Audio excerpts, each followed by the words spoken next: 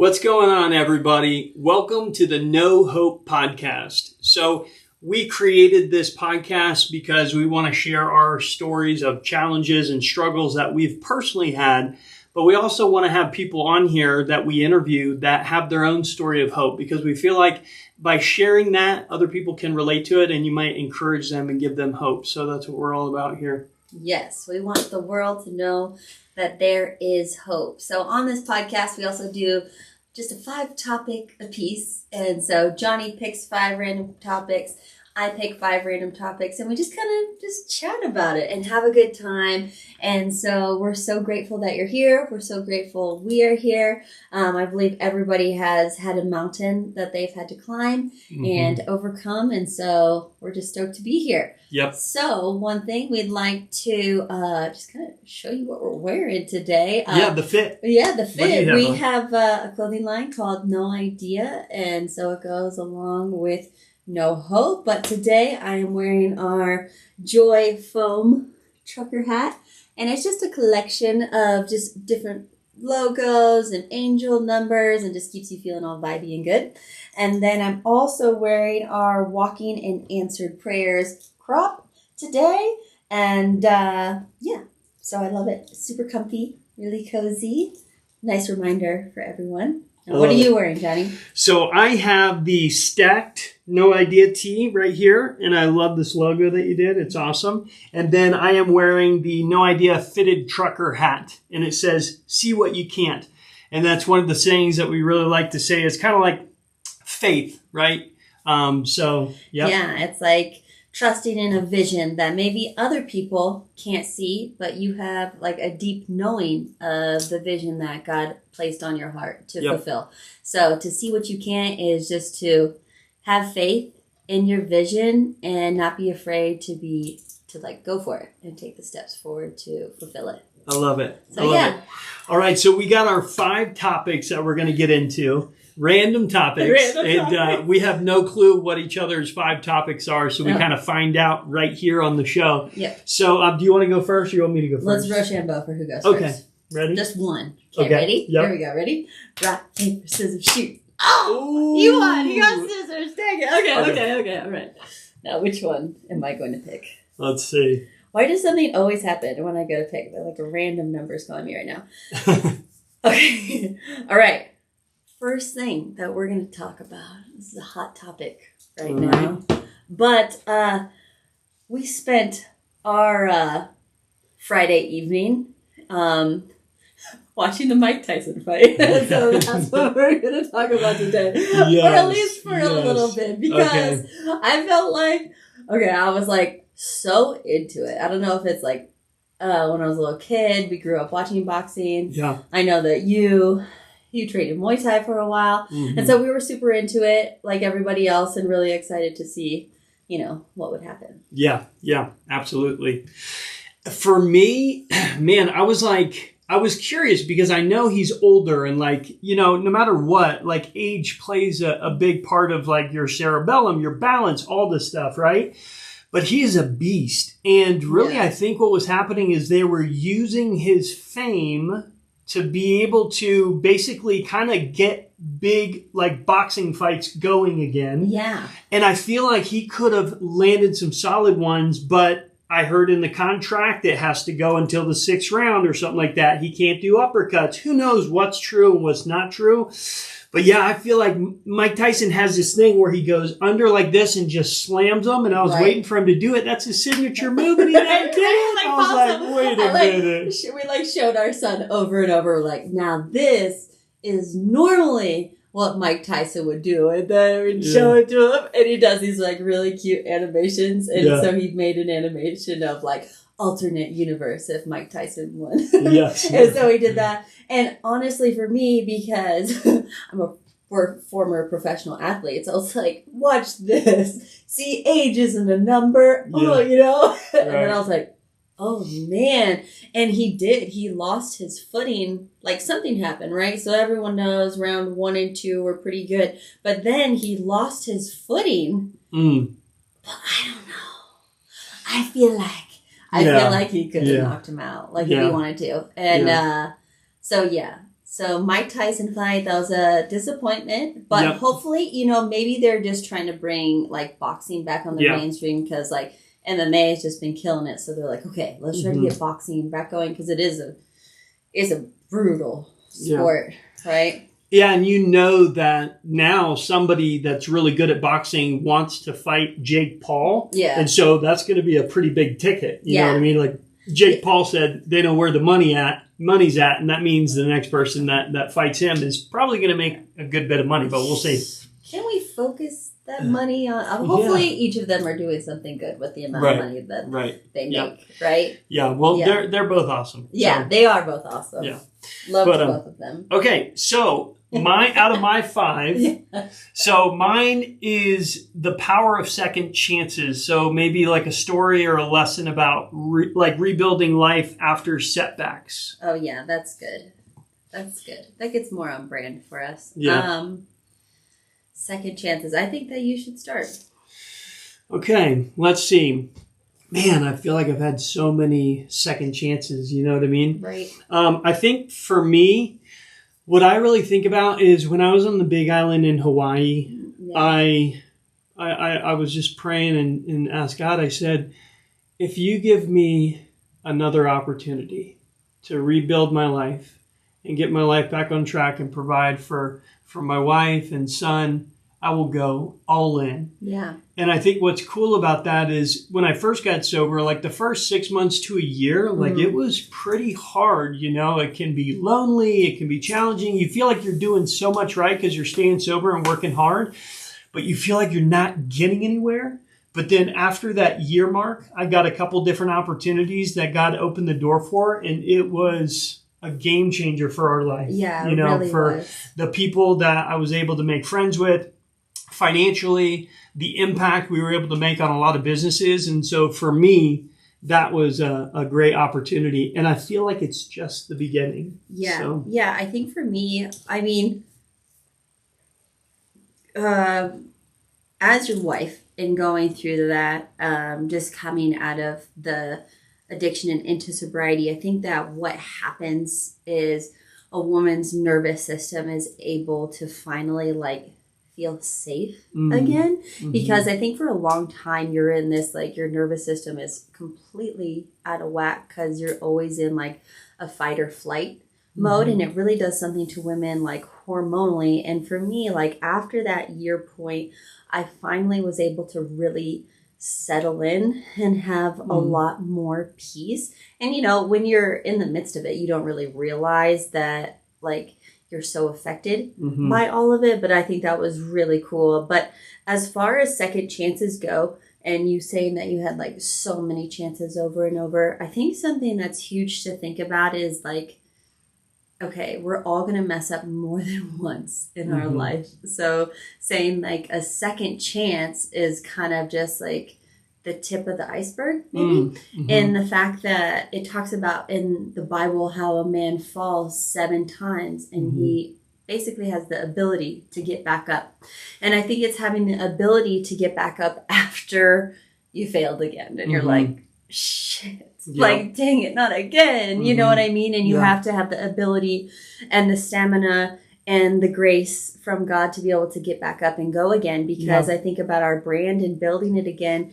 I've been really nervous to put it back out there again, but also just grateful that I'm okay, you know what? Just good old Ed Milet. I think we're going to mention him in every podcast. Yeah, probably. But the fact of just getting up and trying one more time, you know, because I think about our legacy and I think about our son and our future children and how they would have been dude, you should have gotten back up again.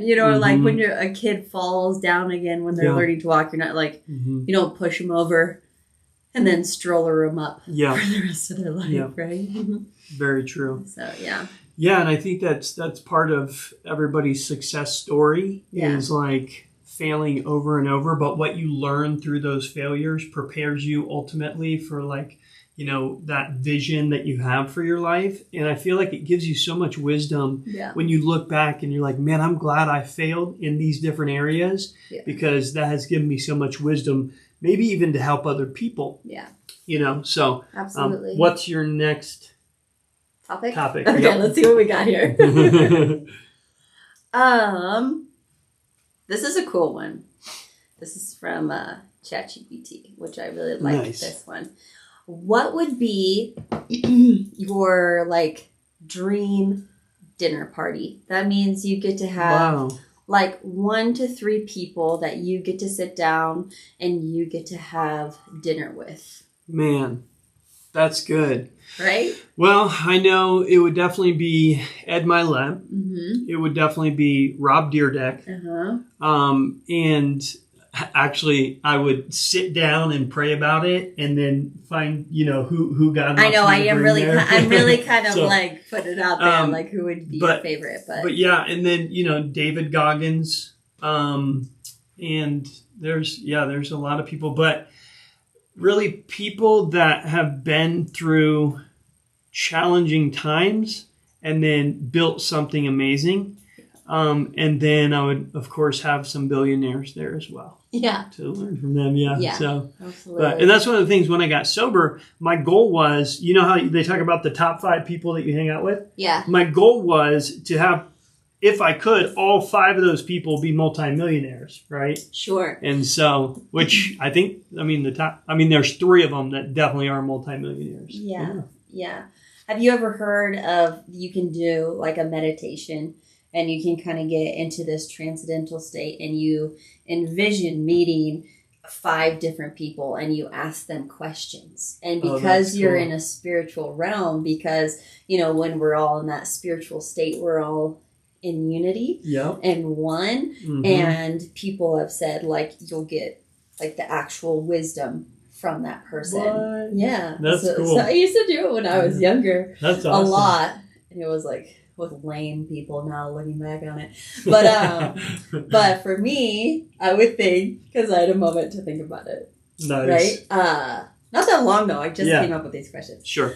First one would 100% be Jesus. Mm-hmm. Yeah. Dude, I would love to have a nice little chat with him. Yeah. Dude, tell me everything.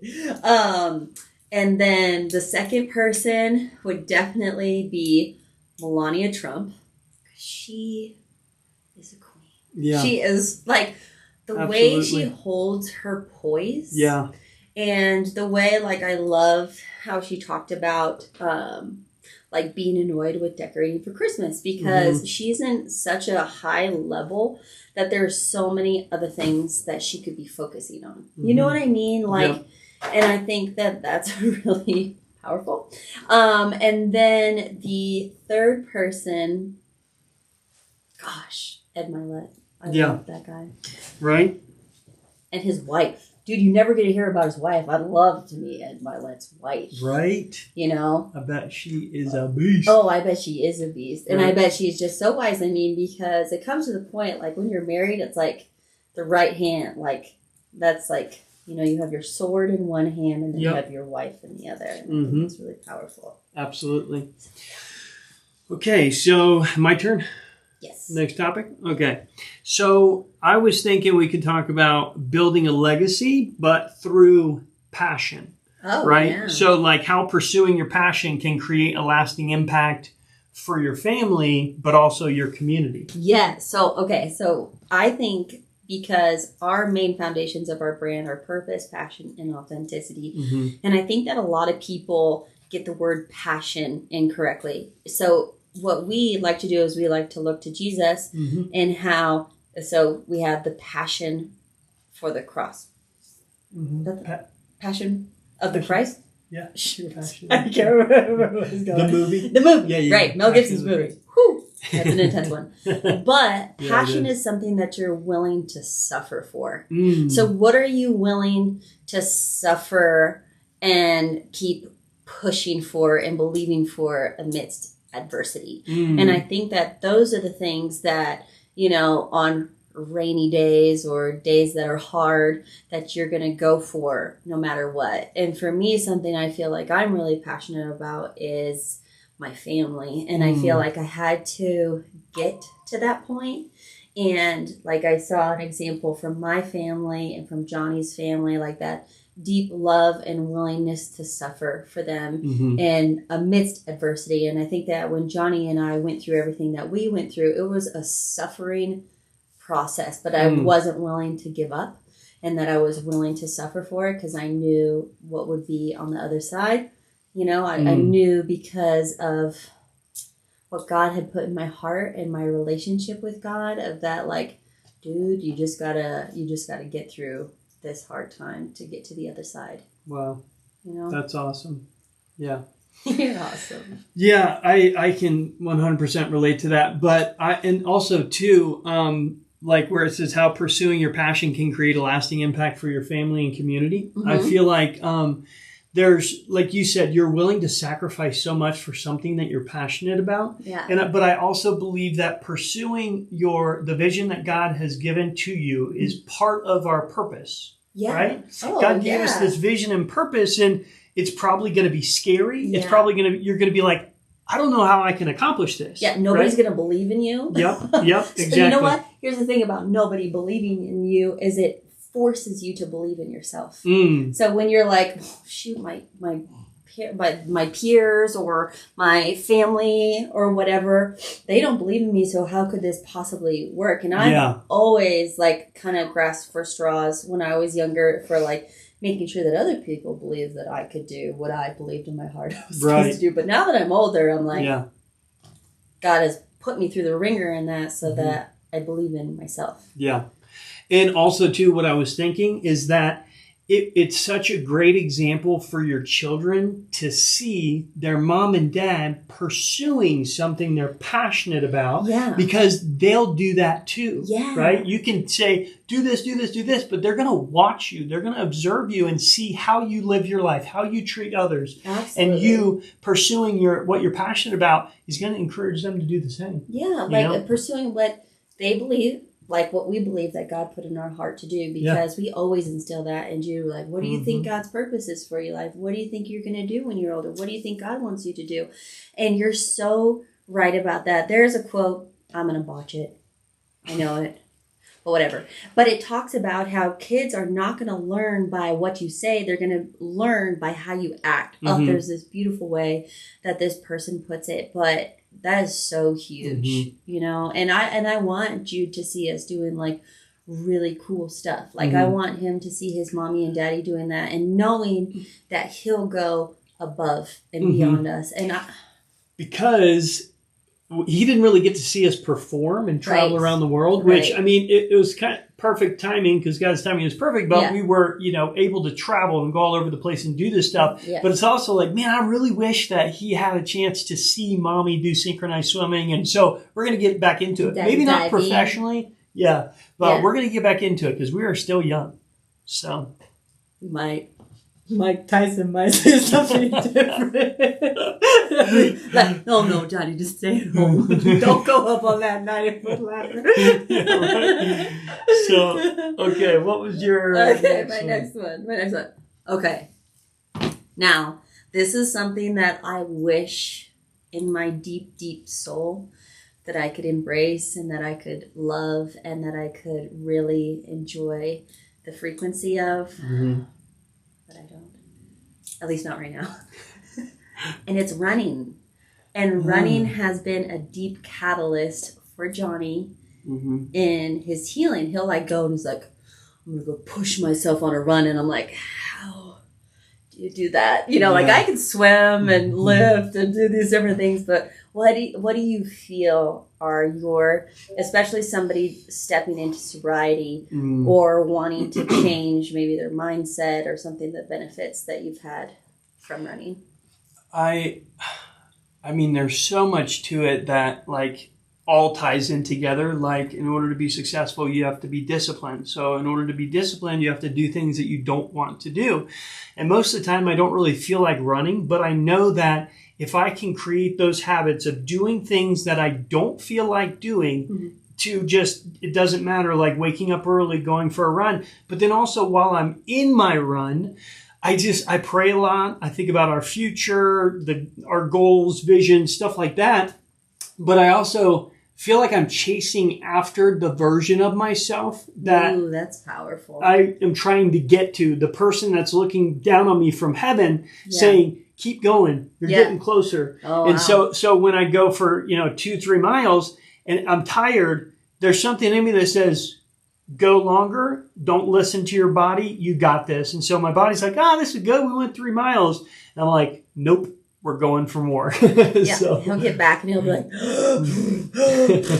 and I'm like, that's amazing. And man, I tell you what, I have to work out in my own ways, like every day. Otherwise, I'm like mentally not there. But I think that is such a beautiful analogy. Because my mom used to always like see runners and she'd be like, what are they running from? But knowing, and that's such a cool thing, is I'm chasing the person that I'm meant to be, or, that person that you're going to meet in heaven. And they're going to be like, dude, you had this opportunity and you messed up. Yeah. Regret is painful, man. That's one of my fears, is I don't want to get to the end of my life and have a lot of regret. I should have done this. I should have gone after that. I cared too much what people thought, whatever it is. But I'm at this place in my life where I'm like, just go for it, dude. Things that scare you, good. There's growth there.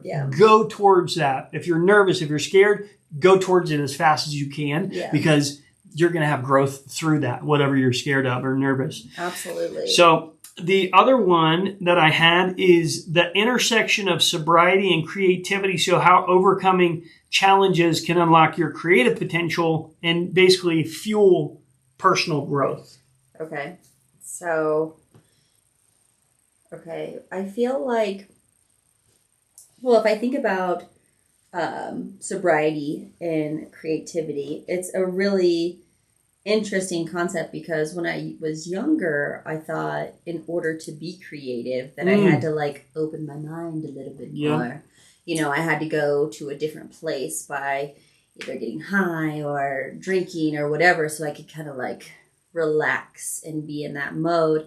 And to some degree, I get that, but the more I learn about what it does to your brain to not be sober, it changes the game for me, because God tells us to be of sober mind. And listen, when I was younger, there was all kinds of extracurricular activities I was doing, right? But and I don't regret a piece of it. I mean, I do regret all the things that it stole from me, and it pisses me off about it.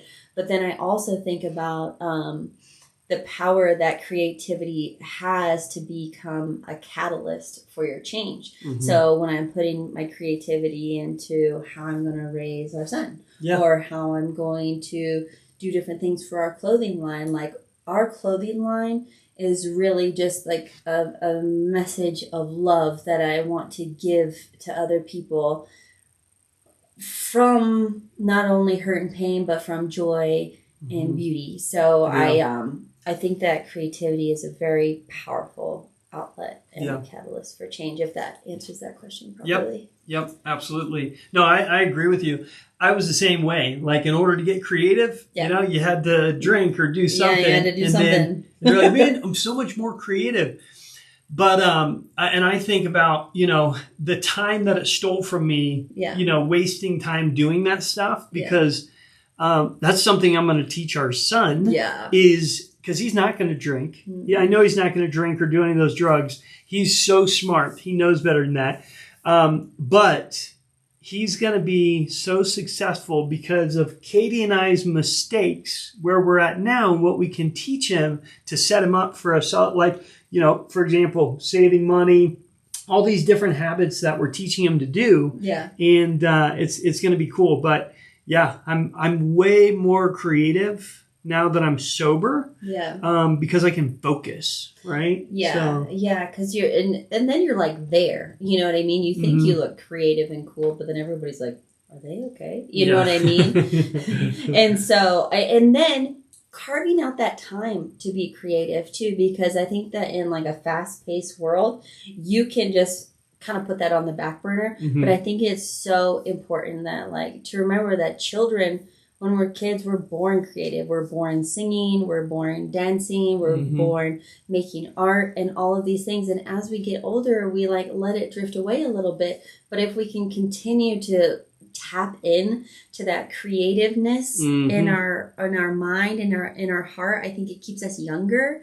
And I think it keeps our mental game on. You know what I mean? And so I just think it's really powerful. Love it. Love it? Yep. What's the next one? Okay.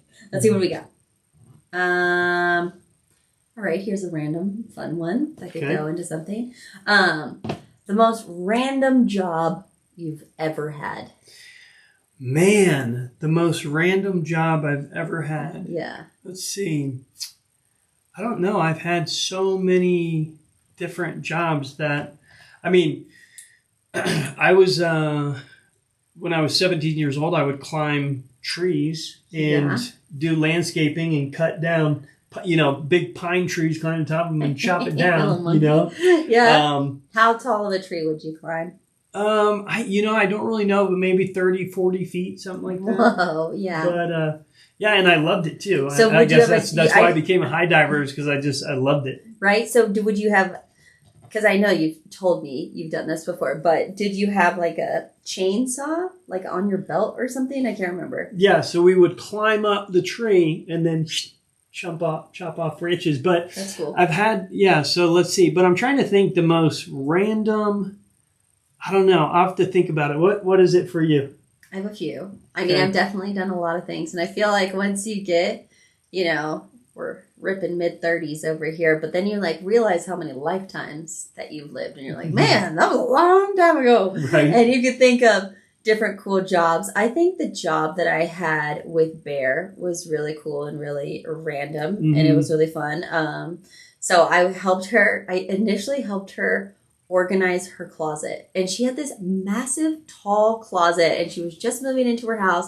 She used to be like a newscaster or something like that, and so she was in media, so she had all these like expensive clothes, and I'm a little OCD, so I was like, I'll organize this. Right. I was working at SeaWorld at the time, but I was home for the winter, and I went through and I organized and did all this stuff, and then after we got back from Hong Kong, she's like, she ended up loving me. I love her too. We're still friends to this day. But then I got to help her plan a really cool event. Oh, yeah. And it was called Saddle Up and Pack Your Bags, a Denver suitcase party. Yeah. And everybody would come to the party with a packed bag, and they would pull from a raffle that night, and they would be whisked away in a private jet to Aspen. And we did it for 2 years, and there would be like random people paired up, and they had like this whole weekend, and it was for a really good cause. It was for hippotherapy and for kids who can't walk to be able to ride horses. Yep. And so it was really cool. That's amazing. It was really fun. You were really good at that too. Oh, it was a lot of fun. Yeah. Bear pushed me, you can multitask and do a lot of those things, but you also like to manage and keep things in line. And so it was like perfect for Kaytee. It was really fun. I felt like I was a fish in a fishbowl. Like the night of the events, we have all these auctions. I had like 40 volunteers that were underneath me and doing all these different things. And I was just walking in circles around this event all night. It was wild. That's crazy. Yeah, okay, that's crazy to think about though, but that's so many other crappy jobs. Too. Yeah, didn't you watch like Eric Decker's Dog or something like that? Yeah. Something. Kaytee, you watch the dog? Sure, yeah, I'll watch the dog. So the last one that I was going to talk about is the future of AI in small businesses. So just kind of talk about how technology is kind of revolutionizing the way people do business. Yeah. So this is totally you want me to go first? Well, first, actually, I want to say that I love ChatGPT. I named my ChatGPT the other day. That might be weird, but huge fan of AI. and honestly, I just pray that it goes in the right way.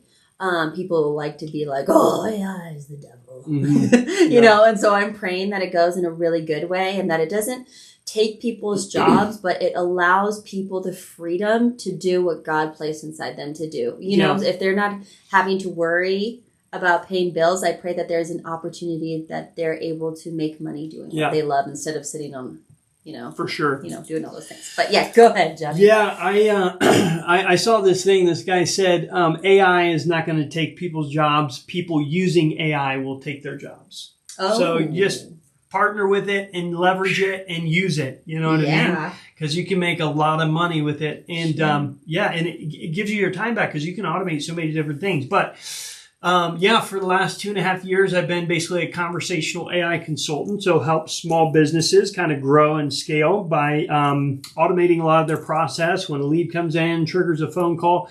But what I'm really excited about, and I knew that this will be a game changer. As soon as conversational AI sounds so good on the phone, people don't know if it's human or AI.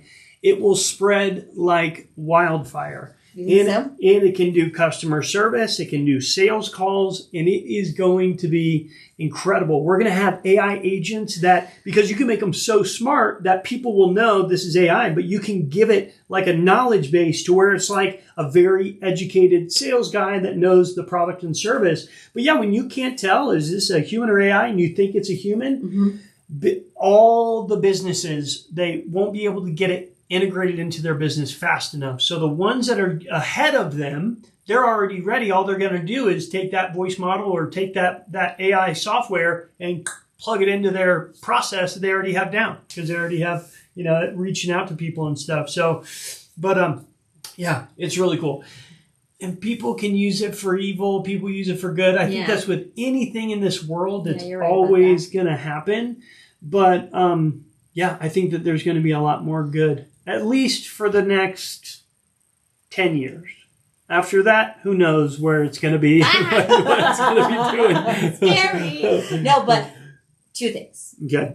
One, I love that AI, it's not in a mood. You know what I mean? Yeah. Customer service is just not the same as it used to be. I worked at Nordstrom when I was younger, and it was all about customer service. You go to places, people are so kind and so nice. Now you go to places and people are just like hating life. And you're like, you know what I mean? And so I love how AI is very consistent, very kind, very thorough, has an amazing knowledge base. They're not like questioning what's going on. And I think that's superior. And I think that's powerful. And I think that it makes people in their human mind up level. You know what I mean? Yeah. They're like, well, I don't have to think about all this because I can just ask the question here. So I can use the rest of my brain power over here, which I think is really powerful. Yeah. The second thing I would like to say is for people who get freaked out about AI or an AI is calling me, anyone who uses AI, correct me if I'm wrong, can set it up to be like, hi, this is Juanita with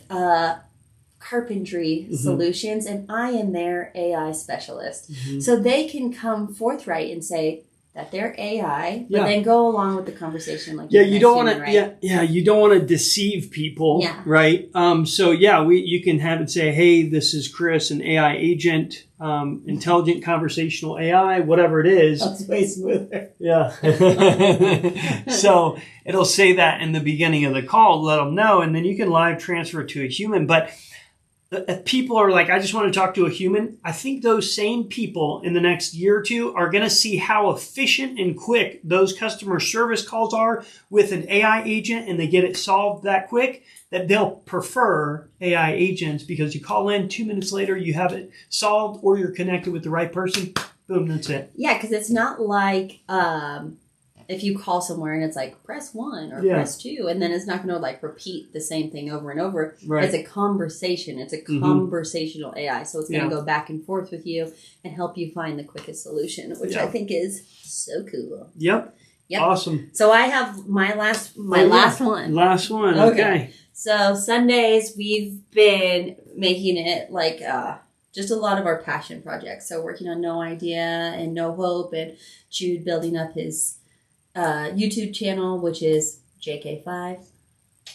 Go subscribe. And so today we worked on something really cool, and it's for our collection of walking in answered prayers. We're not going to say too much about it right now, but we're going to be posting it soon, and it's very powerful, and it goes deeper into our story, and it's really vulnerable, and we're like, yes, but very feel vulnerable. passionate about it. Let's talk about that real quick. Okay, Man, just don't go too much into it. I won't, but that was challenging. Some of those different things that we did, like bringing us back to that struggle and that place when I was struggling every single day with alcohol, and just like, whew, it just, man. But it also made me very grateful for the sobriety that I have today, Kaytee and I both, and where we are. Yeah. And we're super grateful for that. So I also want to say, if you're struggling with drugs or alcohol or anything in general, please don't hesitate to reach out. Yeah. Because I truly do believe God allowed me to get through that and qualified me to help people who are struggling where I once was. Absolutely. Right? So, or if your spouse is dealing with that, please feel free to reach out to me. And one thing I wanted to say is, a lot of people like to just be like and forget about it, forget about that struggle. But what do you think about this? Keeping it kind of right there keeps you in not only in a state of gratitude, but a state of staying humble, a state of kind of like, not fear, but it's like that. It's like the fear of God, which is a good thing, because you're kind of like, I'm not going to get out of line. You know what I mean? I want to stay right in this line, because I can go back to that moment and how awful it was, and be so grateful for the goodness and where I'm at now. Yeah. I think it's so important to remember where you came from. I think it's important to don't tell yourself the same story. Yeah. Right? Tell yourself a new story of victory, but always remember where you once were. Yeah. And because gratitude is powerful. So if you just think about where you were 2 years ago, or maybe something that you were struggling with that you thought you'd never get through and you got through. Yeah.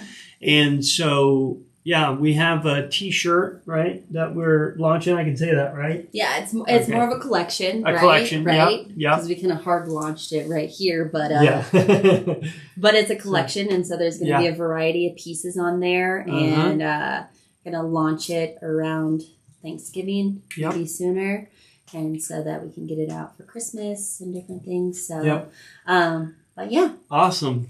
All right. So that's it. Thank you guys so much for joining us on episode number 2. Yep.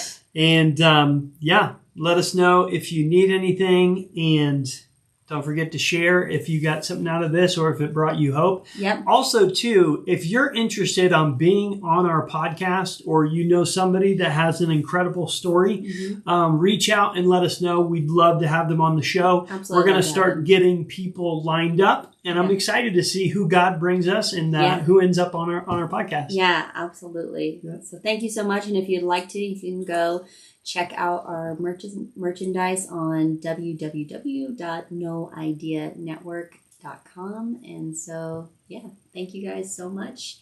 And, have a blessed day. Yeah. Remember, prayers are incredibly powerful. Prayer is powerful. Love you. Love you too. Yeah.